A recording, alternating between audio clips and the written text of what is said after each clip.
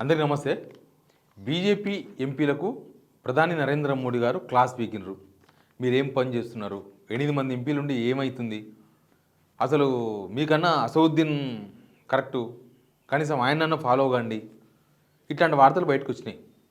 కానీ ఇక్కడ బీజేపీకి సంబంధించిన కొంతమంది ఎంపీలు పార్టీకి విరుద్ధంగా ఆల్మోస్ట్ బరి తెగించి తర్వాత అన్నిటికి సిద్ధపడి వ్యవహరిస్తున్నా కూడా చర్యలు తీసుకుంటలేరు. లాస్ట్ ఇయర్ కూడా మోడీ క్లాస్ బిగిండి వాళ్ళకి. కొంతమంది ఎంపీలు అయితే బీజేపీకి సంబంధం లేదు, నిజంగా కూడా వాళ్ళు బీజేపీ సిద్ధాంతాలకు కట్టుబడి బీజేపీలో లేరు. అవకాశం కోసం అన్ని పార్టీలకు వచ్చినట్టు బీజేపీలోకి వచ్చారు. ఆ కాలంలో రేవంత్ రెడ్డి సహకారంతోనో పరిస్థితుల సహకారంతోనో ఎంపీలు అయినరు. తర్వాత ఎవరి ఆట వాళ్ళు ఆడుతున్నారు, ఎవరి గేమ్ వాళ్ళు ఆడుతున్నారు. అసలు ఏం జరుగుతుంది బీజేపీలో? బీజేపీ ఎంపీలు మోడీ క్లాస్ బీకినా ఎందుకు మారతలేరు? లాస్ట్ ఇయర్ కూడా క్లాస్ బీకిను, ఏం మారలే. ఇప్పుడు క్లాస్ అయింది, ఏం మారరు. అసలు ఏం జరుగుతుంది బీజేపీలో? ఒక సీనియర్ లీడర్తో మాట్లాడిన తర్వాత నేను ఈ వీడియో చేస్తున్నా. ఎందుకంటే పార్టీలో ఇంటర్నల్గా ఏం చర్చ జరుగుతుంది ఈ విషయం పైన అనేది చాలా ఇంపార్టెంట్. అదే విషయాన్ని మీకు చెప్పే ప్రయత్నం చేస్తా. వీడియో చూడండి, సబ్స్క్రైబ్ చేయని వారు సబ్స్క్రైబ్ చేయండి, వీడియో షేర్ కూడా చేయండి. నిజంగా కూడా బీజేపీ ఒక క్రమశిక్షణ గల పార్టీ, తప్పేం లేదు దానిలో. బీజేపీ కొంచెం సిస్టమేటిక్గానే ఉంటారు వాళ్ళు. ఎందుకంటే ఇప్పుడు వేరే పార్టీ ఎమ్మెల్యేలను చేర్చుకోవాలంటే ఖచ్చితంగా రాజీనామా చేసి చేరాలి, సిస్టమే అది. ఇంకా కొన్ని ఉన్నాయి, కొన్ని చెడు అలవాట్లు, మంచి అలవాట్లు కొన్ని ఉంటాయి, చెడు అలవాట్లు కొన్ని ఉంటాయి. ప్రభుత్వాలను పడగొట్టుడు అదంతా బీజేపీకి వెనుతో పెట్టిన విద్య అనేది దేశమంతా చర్చ నడుస్తూనే ఉంది. అయితే ఇక్కడ మన తెలంగాణలో ఎంపీల పనితీరు ఎప్పుడూ ప్రశ్నార్థకమే. ఎంపీలు కొందరు రేవంత్ రెడ్డికి చాలా అనుకూలంగా, సొంత పార్టీ ఎంపీలు కూడా అంత సంతృప్తికరంగా ఉండరు, సొంత పార్టీ ఎంపీలు కూడా అంత దగ్గర ఉండరు, రేవంత్ రెడ్డికి అంత దగ్గరగా వ్యవహరిస్తుంటారు. వాళ్ళు పార్టీ కోసమో ప్రజల కోసమో అయితే తప్పులేదు, పార్టీ కోసం కాదు ప్రజల కోసం అయితే తప్పులేదు. కానీ వాళ్ళు వ్యక్తిగత లబ్ధి కోసం దగ్గర ఉండడం అనేది చాలా సార్లు బయటపడ్డది ఏ ఇష్యూ వచ్చినప్పుడు కూడా. అయితే ఇక్కడ ఎవరైనా కావచ్చు, ఈ ఇష్యూ ఎందుకు వచ్చింది తెర మీద కంటే మోడీ క్లాస్ బీకిర్ అనేది ఒకటి.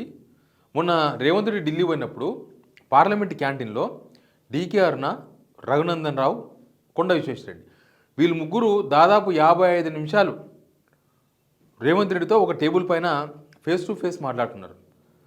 55 నిమిషాలు అంటే తక్కువ టైం కాదు. ఏం మాట్లాడుతున్నారు? రాష్ట్ర ప్రజల గురించి మాట్లాడుతున్నారా, లేకపోతే రాష్ట్ర ప్రభుత్వం సంక్షేమ పథకాల గురించి మాట్లాడుతున్నారా, వ్యక్తిగత విషయాలు మాట్లాడుతున్నారా? అంటే చాలామంది ఏదో వాళ్ళ వ్యక్తిగత రాజకీయాల గురించి మాట్లాడుతున్నారనేదే చెప్తారు. ఎందుకంటే ఒకవేళ ప్రజల కోసం అయితే జనాలకు చెప్తారు కదా, బయటికి ఓపెన్గా మాట్లాడతారు. వాళ్ళు ఓపెన్గా చెప్పలేదు, ఆ మీటింగు అయిపోయింది, ఆయన ఢిల్లీ నుంచి హైదరాబాద్కి వచ్చిండు, అంతే. ఇక అసలు ఏం మాట్లాడుతున్నారు 55 నిమిషాలు అనే విషయం ఎక్కడ చెప్పలేదు. కాబట్టి ఇది చాలా ఇంపార్టెంట్. ఇప్పుడు డీకే అరుణ అయినా, కొండా విశ్వేశ్వరరెడ్డి అయినా, రఘునందన్ రావు అయినా, ఈటల రాజేందర్ అయినా, ధర్మపురి అరవింద్ అయినా, బండి సంజయ్ అయినా, ఎవరైనా సరే పార్టీలో కొంచెం అబ్నార్మల్గా వ్యవహరిస్తున్నారు. అంటే పార్టీ లైన్ క్రాస్ చేసి వ్యవహరిస్తున్నారు ఎప్పుడు అనేది చాలాసార్లు చర్చనీయాంశంగా మారింది. వీళ్ళు బండి సంజయ్ అయితే పార్టీలో ఉంటాడు, డౌట్ లేదు, బీజేపీలోనే ఉంటాడు ఆయన. కానీ మిగతా వాళ్ళు బీజేపీలోనే ఉంటారా అంటే పొజిషన్ మారినప్పుడు, పరిస్థితులు మారినప్పుడు ఎవరి ద్వారా చూసుకుంటారు. కొందరు బీజేపీ నుంచి కాంగ్రెస్ పోవచ్చు, కొందరు బీఆర్ఎస్ పోవచ్చు, ఏమైనా జరగవచ్చు.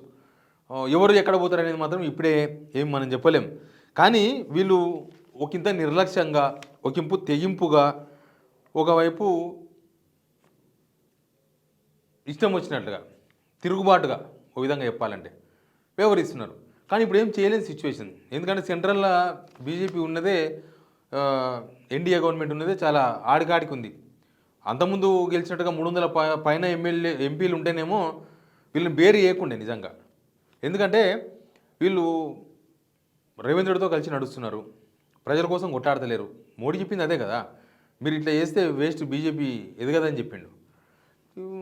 మరి ఇక ఎందుకు భరిస్తున్నారంటే అందుకే భరిస్తున్నారు. ఒక్క ఎంపీ కూడా చాలా ఇంపార్టెంట్ బీజేపీకి ఇప్పుడు. చంద్రబాబు నాయుడు, నితీష్ కుమార్ వాళ్ళ సపోర్ట్తోనే అక్కడ ఇండియా గవర్నమెంట్ నడుస్తుంది. అట్లాంటప్పుడు సొంత పార్టీ ఎంపీలను భరించక తప్పదు. ఇప్పుడు రాజాసింగ్ ఇష్యూ తెలుసు మనకు. రాజాసింగ్ ఏదో కొన్ని మాటలు మాట్లాడిందని చెప్పి పార్టీ నుంచి సస్పెండ్ చేసిండ్రు. పార్లమెంట్లో అయితే అట్లా ఉండదు, ముందు డిస్క్వాలిఫికేషన్ చేసి పడేస్తారు, తర్వాత పార్టీకి సస్పెన్షన్ అవన్నీ ఉంటాయి. రాజాసింగ్ మీద చర్యలు తీసుకున్నట్లుగా ఎంపీల మీద చర్యలు తీసుకోలేకపోతున్నారు. ఇప్పుడు ధర్మపురి అరవింద్ మొన్న జూబ్లీ సెలక్షన్స్ ఇప్పుడు పార్టీ నాయకత్వాన్ని క్వశ్చన్ చేసే విధంగా మాట్లాడిండు. అయినా కూడా ఆయనకి ఏదో పిలిచి చిన్న వార్నింగ్ ఇచ్చి పంపించారు తప్ప ఆయన మీద చర్యలు తీసుకోలేదు. ఎందుకంటే ఇదే కారణం. ఇప్పుడు ఒక్క ఎంపీ కూడా చాలా ఇంపార్టెంట్. సొంత పార్టీ ఎంపీని అస్సలు పోగొట్టుకోవద్దు అనేది వాళ్ళ లక్ష్యం. ఇప్పుడు వాళ్ళకి అవసరం, రాజకీయ అవసరం కోసం వాళ్ళు ఎవరిని ఏమీ చేయలేక వాళ్ళని వేరు చేయడం తప్ప ఇంకా వేరే చేసే అవకాశాలు లేక అంటున్నారు. వీళ్ళు ఇప్పుడు ఇట్లా వ్యవహరిస్తున్న వాళ్ళు నెక్స్ట్ టికెట్ వస్తుందా, నెక్స్ట్ ఎలక్షన్స్ వరకు ఏం జరుగుతుందో. కానీ వీళ్ళు ఇట్లే మారకుండా వ్యవహరిస్తే మాత్రం ఖచ్చితంగా వీళ్ళ మీద వేటు తప్పదు. వీళ్ళకి టికెట్లు కూడా ఇవ్వకపోవచ్చు. అప్పుడు ఎవరి దారి వాళ్ళు చూసుకోవాల్సి వస్తుంది. అప్పుడు కొంతమంది బీఆర్ఎస్ పోతారు, కొంతమంది కాంగ్రెస్ పోవచ్చు. ఎవరికంటే ఎవరికి వాళ్ళు కొంత కన్వీనియన్స్ మెథడ్ కనిపిస్తుంది కదా. కాంగ్రెస్ వాళ్ళతో కొంతమంది క్లోజ్గా ఉంటారు, బీఆర్ఎస్ వాళ్ళతో కొంతమంది క్లోజ్గా ఉంటారు. ఇదంతా మనకు అనిపిస్తుంది. కాబట్టి ఇక బీజేపీ లోపల అంతర్గతంగా ఈ మోడీ క్లాస్ బీకిన తర్వాత జరుగుతున్న చర్చ మొత్తం కూడా ఇదే. పోయిన సంవత్సరం ఒక ఏడాది క్రితం అనుకుంటా వీళ్ళకు క్లాస్ బీకినప్పుడు మోడీ ఒక మాట చెప్పిండు వాళ్ళకి, నేను మీతో మాట్లాడిన మాటలు రేపు పొద్దుగాల పేపర్లో కూడా వస్తే చూడండి అని. అంటే మీరే ఎవరో లీక్ చేస్తారు అని ఆయన చెప్పిండు. నిజంగానే బయటకు వచ్చి వాళ్ళు మొత్తం ఈయన మీద ఆయన మీద ఈయన, మోడీ ఈయన క్లాస్ బీకిన ఆయన క్లాస్ బీకిన ఈయన, అందరు మీడియాకి చెప్పేసిన విషయాలన్నీ కూడా మొత్తం వార్తలు బయటకు వచ్చేసినాయి. ఇప్పుడు అదే జరిగింది. ఇప్పుడు కూడా లోపల ఏం జరిగింది అనేది మొత్తం వాళ్ళేం ప్రెస్ నోట్ ఇవ్వలేదు, మొత్తం బయటకు వచ్చేసింది. ఇట్లాంటి పరిస్థితుల్లో అసదుద్దీన్ ఓవైసీతో పోల్చింది మోడీ. అసదుద్దీన్ ఓవైసీ లాగానైనా కనీసం సోషల్ మీడియాలో యాక్టివ్ ఉండండి, పని చేయండి అని. ఆయన అసదుద్దీన్ ఓవైసీతో పోల్చడం కూడా ఒక ఒక విషయం ఉంది దీనిలో. వాళ్ళు మోడీ కాంగ్రెస్ ఎంపీలతో పోల్చింటే, బీఆర్ఎస్ ఎంపీలతో పోలిస్తే వీళ్ళ పనితీరు బాగుందని మెచ్చుకున్నట్లయితుంది. కాబట్టి వీళ్ళని కాకుండా అసదుద్దీన్ ఓవైసీతో అని పోల్చినట్టున్నాడు బహుశా. ఎందుకంటే అసదుద్దీన్ ఓవైసీ బాగా పనిచేస్తున్నాడని పోల్చినా వాళ్ళ పార్టీ ఆ 7 నియోజకవర్గాలు తప్ప బయటకు వచ్చేది లేదు, ఆ హైదరాబాద్ ఎంపీ తప్ప మిగతా గెలిచేది లేదు. కాబట్టి బహుశా అసదుద్దీన్ ఓవైసీతో చెప్పుండొచ్చు. లేకపోతే Asaduddin Owaisi MIM Muslim party, Muslims కోసం పనిచేస్తున్నారు, మరి బీజేపీ హిందువుల కోసం పనిచేయాలి కదా అని అర్థం వచ్చేటట్లు కూడా బహుశా అసదుద్దీన్ ఓవైసీ పేరు వాడుకొని ఉండొచ్చు.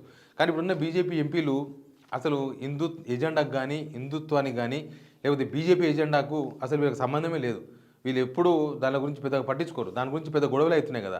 హిందూ సిద్ధాంతమే పనిచేస్తుందని కొందరు, లేదు హిందూ సిద్ధాంతం పనిచేయదు, మనం అన్ని పార్టీలను అన్ని వర్గాలను కలుపుకొని పోవాలని మళ్ళీ వీళ్ళలో కొంతమంది రేవంత్ రెడ్డి ఏం చేసినా బాగుంది అని చెప్పేవాళ్ళు కొంతమంది అసంతృప్తితో ఉన్నారు. వాళ్ళు కూడా బీజేపీ పార్టీలో తప్పనిసరి సిచ్యువేషన్లో ఇప్పుడు ఉంటారు. కానీ వాళ్ళలో కూడా అసంతృప్తి ఉంది. ఏమున్నది బీజేపీలో, ఏం లేదు కదా, ఏం చేసినాము, ఏం చేయలేదు కదా, స్టేట్ గవర్నమెంట్ కాంగ్రెస్ ఉంది, రేవంత్ రెడ్డి మాతో క్లోజ్గా ఉంటున్నాడు, మా పర్సనల్ పనులు మొత్తం చేసి పెడుతున్నాడు అనే దానిలో ఉన్నారు వీళ్ళందరూ. మనం చాలాసార్లు చూసినాం. హైడ్రా విషయంలో కానీ, మూసీ విషయంలో కానీ కొంతమంది ఎంపీలు ఓపెన్గా మాట్లాడారు. కాంగ్రెస్ ఎంపీలు కూడా ఓపెన్గా మాట్లాడాలి, బీజేపీ ఎంపీలు ఓపెన్గా సపోర్ట్ చేసిండ్రు. మరి అట్లాంటి ఎంపీలు లాస్ట్ మినిట్ వరకు టికెట్ ఇవ్వకపోతే ఉంటారా? వీళ్ళు ఇట్లే వ్యవహరిస్తే, ఇట్లే మొండిగా వ్యవహరిస్తే నిజంగా కూడా వీళ్ళకి టికెట్ ఇవ్వకపోవచ్చు రేపు వచ్చే ఎలక్షన్స్లో. అప్పుడు సిచ్యువేషన్ ఎట్లుంటుందో. కానీ ఒకవేళ బీజేపీలో ఇట్లే కనుక తిరగబాటు దూరంలో ఉంటే ఖచ్చితంగా వీళ్ళకి టికెట్ కూడా ఇవ్వరు. అట్లాంటి పార్టీ బీజేపీ. కాబట్టి ఇప్పుడు మోడీ క్లాసిఫికేషన్ మాత్రాన వీళ్ళు మారుతారు, ఇంకేదో చేస్తారు, బీజేపీ కోసం ప్రయత్నం చేస్తారు, జనాల సమస్యల మీద కొట్లాడతారు అని నమ్మకం అయితే ఏం లేదు. ఎందుకంటే వీళ్ళు వ్యక్తిగత ఒక బీజేపీ పార్టీ ఉంది స్టేట్లో, మా పార్టీ ఉంది అన్నట్టుగా కొంతమంది ఎంపీలు ఫీల్ అవుతున్నారు. ఉన్నది కాంగ్రెస్ గవర్నమెంట్. వాళ్ళు బీజేపీ గవర్నమెంట్ ఉంటే కూడా అంత సులువుగా వాళ్ళు పనులు చేసుకోలేరు. కాంగ్రెస్ గవర్నమెంట్లో వాళ్ళకి పనులు సులువుగా అవుతున్నాయి, వాళ్ళ పర్సనల్ పనులు మొత్తం చేసుకుంటున్నారు. కాబట్టి వాళ్ళు మోడీ చెప్పినంత మాత్రాన వాళ్ళు ఏదో ఎజెండా మార్చుకుంటారు, వాళ్ళు ఏదో మళ్ళీ యాక్టివ్ అవుతారు, వీళ్ళేదో తెలంగాణ ప్రజలకేమో చేస్తారని చెప్పడానికి అయితే ఎక్కడ నమ్మకమైన ఆధారాలు అయితే కనిపిస్తలేవు. మీరు కూడా ఈ ఎంపీల గురించి ఏమనుకుంటున్నారో కామెంట్ బాక్స్లో ఒక కామెంట్ వదలండి. వాళ్ళు కూడా చూస్తారు, మనం కూడా చూద్దాం. Please subscribe signal TV.